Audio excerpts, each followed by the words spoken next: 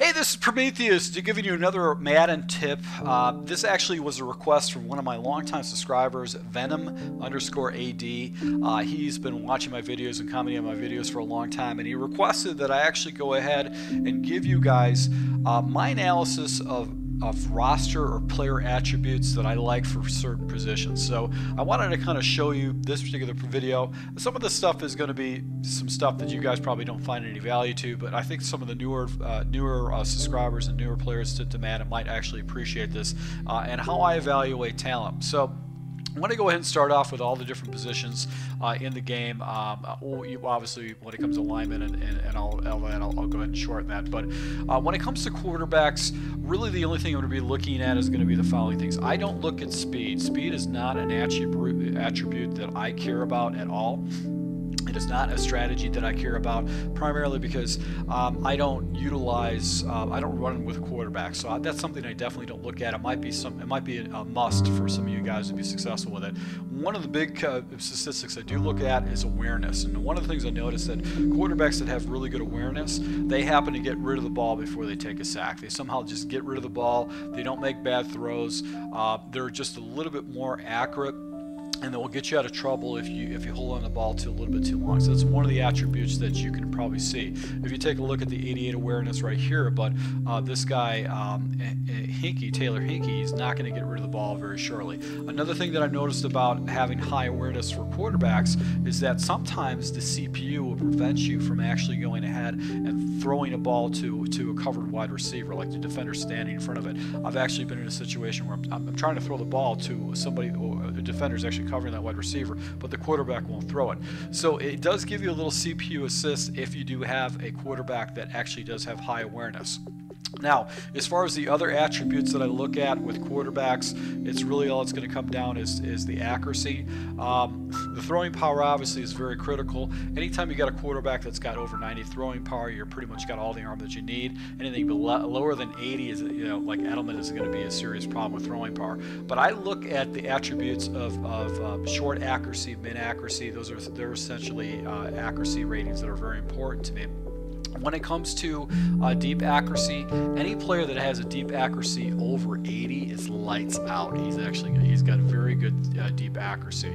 So this guy's actually Bradford. He doesn't have 90 or anything like that, but he can throw the ball, he can get the ball downfield and actually pay. You're really going to see more of this type of situation when you have short accuracy in the 80s, mid accuracy in the 70s, and then the deep accuracy will start dropping down to the 60s. But if you can get attributes like Bradford, actually he's not that bad of a quarterback to have. So those are basically two different attributes I look at: awareness, and I look at the throwing accuracy and the throwing power for those different attributes. And I'm more focused on short and immediate. I don't really bomb the ball out a lot, so it's not a huge thing for me to take a look at. Now, the next thing we're going to take a look at is running backs. Now, you can look at running backs in two different ways. You can look at running backs from speed and hands, or you can look at running backs with just good trucking ability. One of the number one things that I actually look at, obviously, with a running back is going to be speed. Now, the magic number with speed is actually where you see right here is white. 88 speed. 88 speed essentially is that magic number. If you have a running back that's 88 speed or faster, he's a fast running back.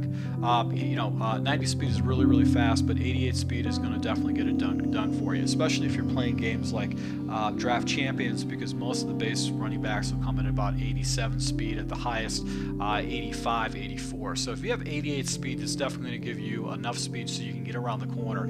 Anything that's higher than that is very good. Trucking. You need to have trucking that's going to be at least 83 here. Bolden's got 83 or so. And then I obviously have a Blount that is basically 96, so he's going to truck over somebody. If you have a running back that's got 53 speed, if he's got a 53 trucking or below 60 trucking, he better be very fast, so you can compensate for not being able to run through. Trucking's a good attribute primarily because it's going to essentially get you through. Breaking tackles. You're going to go ahead and break a couple tackles, maybe pick up some extra yardage. Or another thing with trucking, you notice is the guys will fall forward for a couple yards opposed to getting pushed back. So trucking is really good for those third and short situations, fourth situations. Now, other things I don't really look at awareness. Acceleration usually goes hand in hand with speed, so the numbers are pretty comparable with that. As far as one of the things I like to look at is ball vision, but I don't really concern myself too much with ball vision. Ball vision basically is going to mean the CPU is going to take over for you and actually take a running back and spin him into a hole, where he's going to finagle through a hole or something like that, so you might get some extra stuff. But stiff arm, spin move, juke move, I don't really concern myself about that. Now the next attribute with a running back I look at is going to be catching. I like throwing to my running back, so I like to go ahead and make sure I have my opponent defending against a running back outside of the run too. So catching is a good attribute. The magic number with running backs for catching is 70. 70 seems to be the magic number.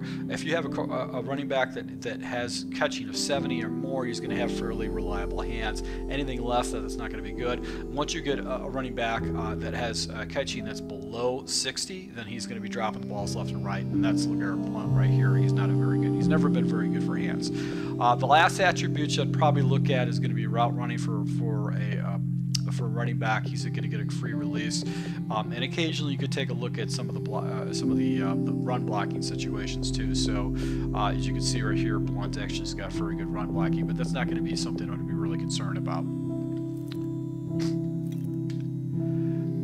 Alright, so basically fullbacks and tight ends are pretty much the same position, and what I like to look at when it comes to a fullback is I like to look at speed. Now Devlin is actually a fairly good fullback as far as statistically overall, but if you take a look, he's not very fast, and that's where a good fast fullback actually will come in.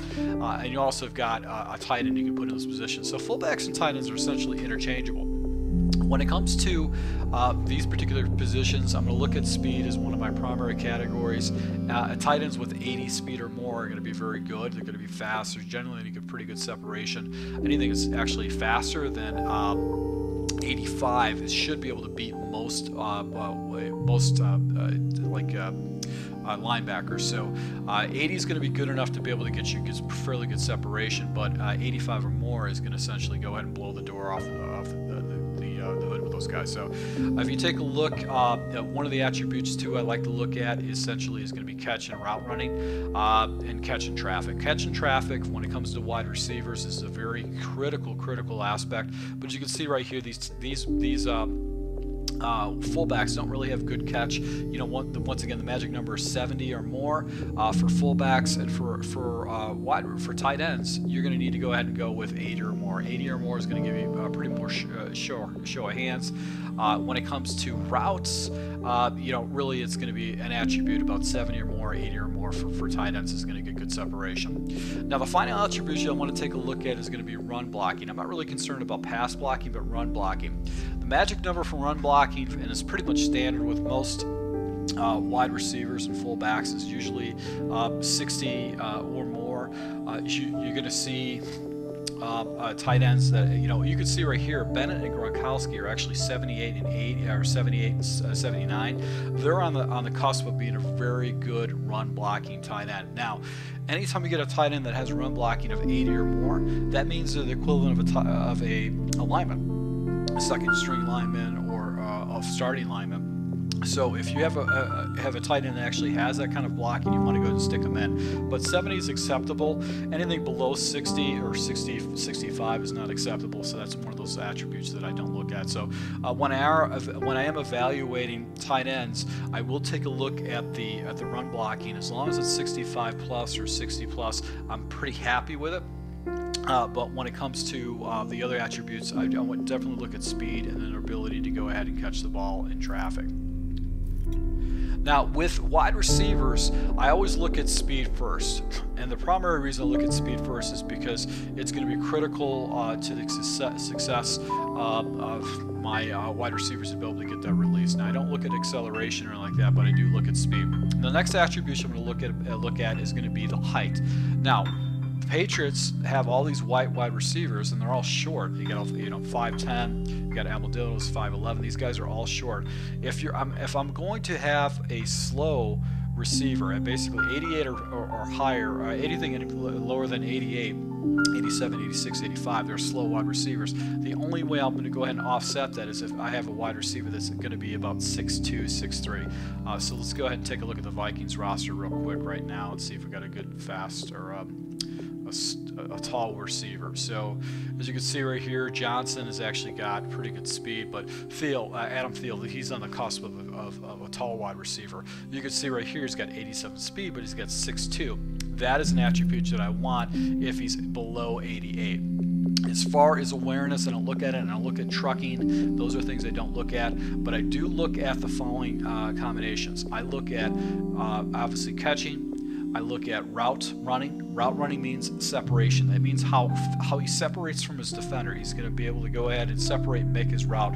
Nothing's more frustrating than having a bad running wide receiver that can't do a drag route and gets bumped off the line or doesn't actually get into this route correctly. The next thing I look at is catching in traffic. Now, catching in traffic is critical to wide receivers, primarily because I do throw to open wide receivers. That's my goal, is to try to go ahead and throw to the open grass of the field and have my wide receiver get to the ball. But occasionally you have to squeeze the ball in. And if you have a wide receiver that actually can go ahead and catch the ball and hold on to it in traffic, that's invaluable because you're going to have to make those types of throws. So catching traffic is extremely important to me.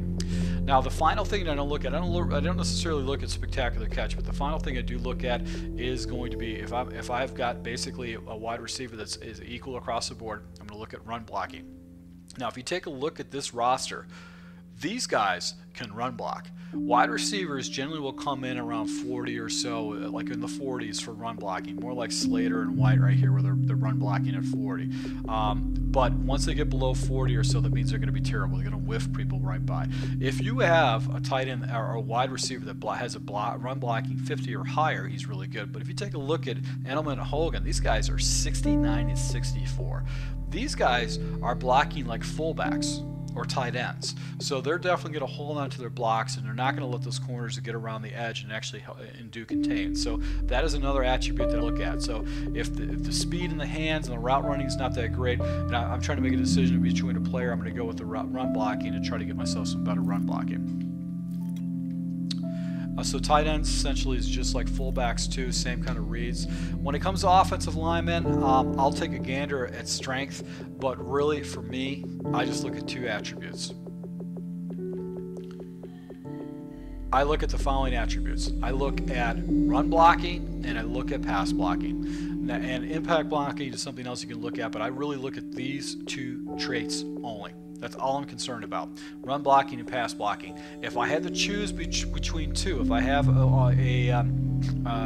two players that basically are both pretty much the same kind of statistics, I'm always going to default to run blocking because I need somebody who can maul for me. I need someone to go ahead and push the line, make sure that I can go ahead and run the ball because I'd like to use an effective running game. So I'm going to default more to run blocking than pass blocking. Run blocking is where I'm going to try to improve my line because I want some guys to maul, push those defensive ends and defensive tackles off the line, get to the next level, hammer over the linebackers, and if I get to the secondary, it's lights out, it's over with.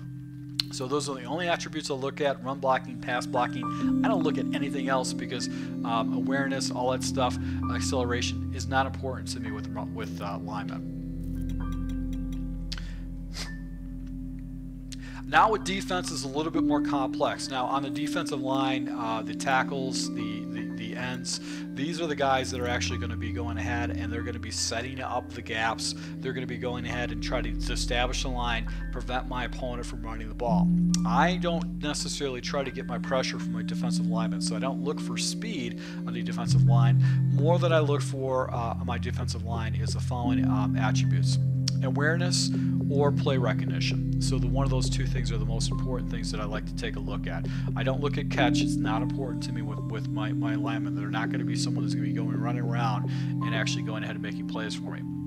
Tackle's an attribute I like to look at, but I don't look at power moves or finesse moves. Those are things I don't look at, and I really don't care too much about hit power. One of the attributes that I do give a shit about, and is very important to me, is block shed.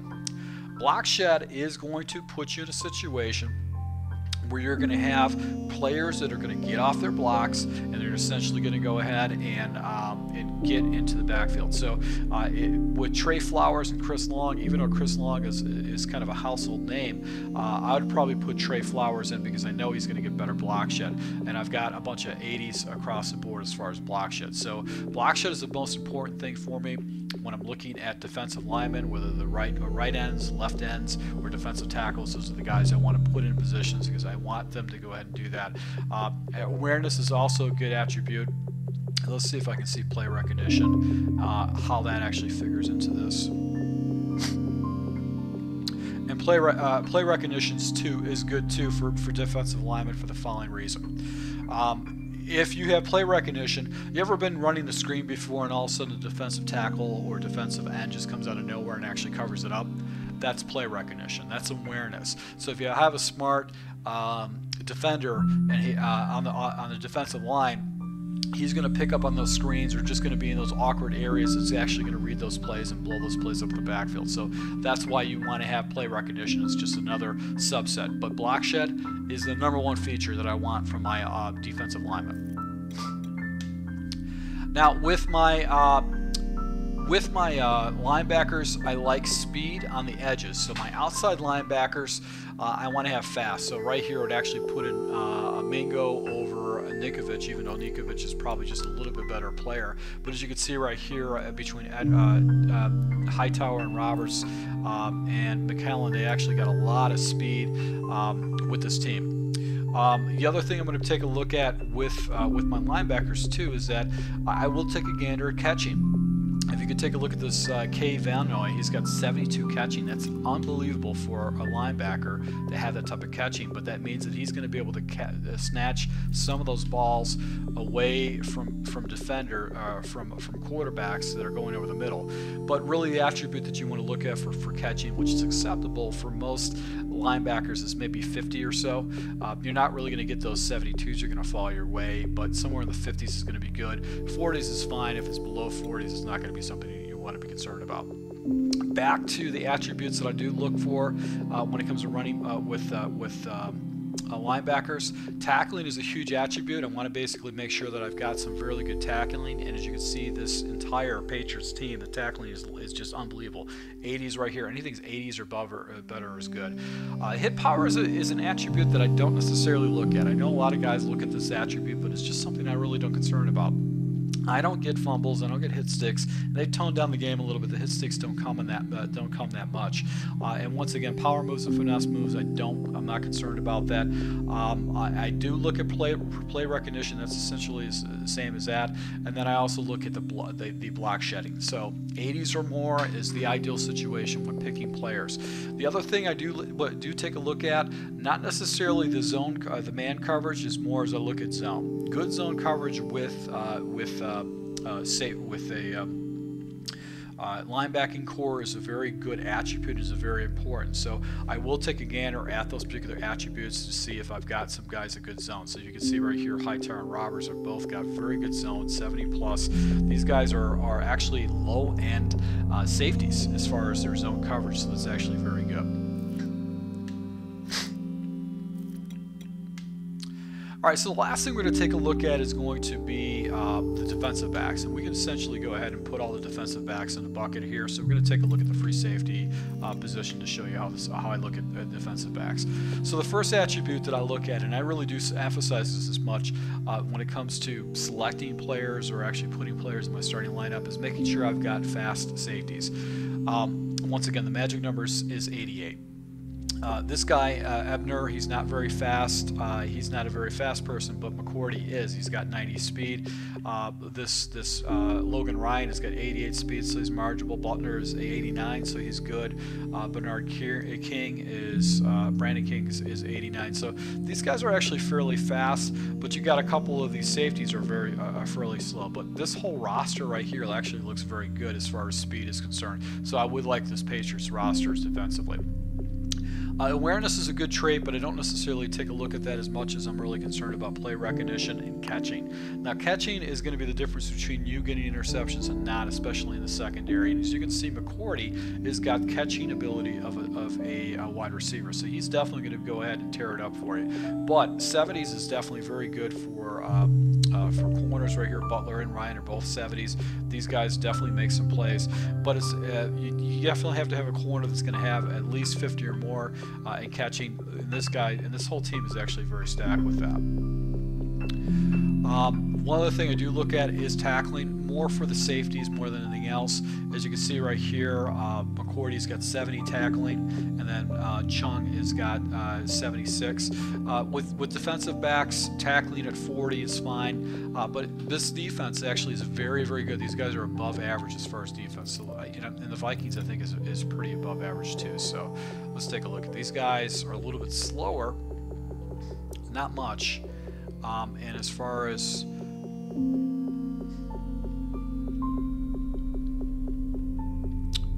tackling, they're actually fairly good too. They've got very good tackling, so those are actually some traits I'm going to look at. The last thing we're going to take a look at is going to be play recognition. That's going to be the difference between a wide receiver being in position and out of position, or a defensive back being in position or out of position.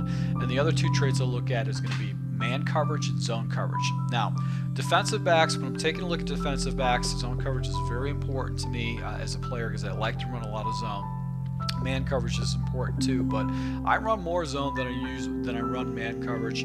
I'll occasionally run man coverage if I'm going to do some kind of a zero blitz, but for the most part I'm running a lot of zone coverage. So those are the attributes I look at. So as you can see right here, Harrison Smith has got 87 zone. Anything is 80 or better is going to be definitely good. When it comes to man coverage too, obviously you've got two corners here, Newman and Rhodes, and they're both 80 plus or so. That's going to be the ideal situation. So those are going to be the attributes that I look at when it comes to basically all the defensive players. Now, as far as kick returning, I don't necessarily take a look at the overall. I just look at the speed.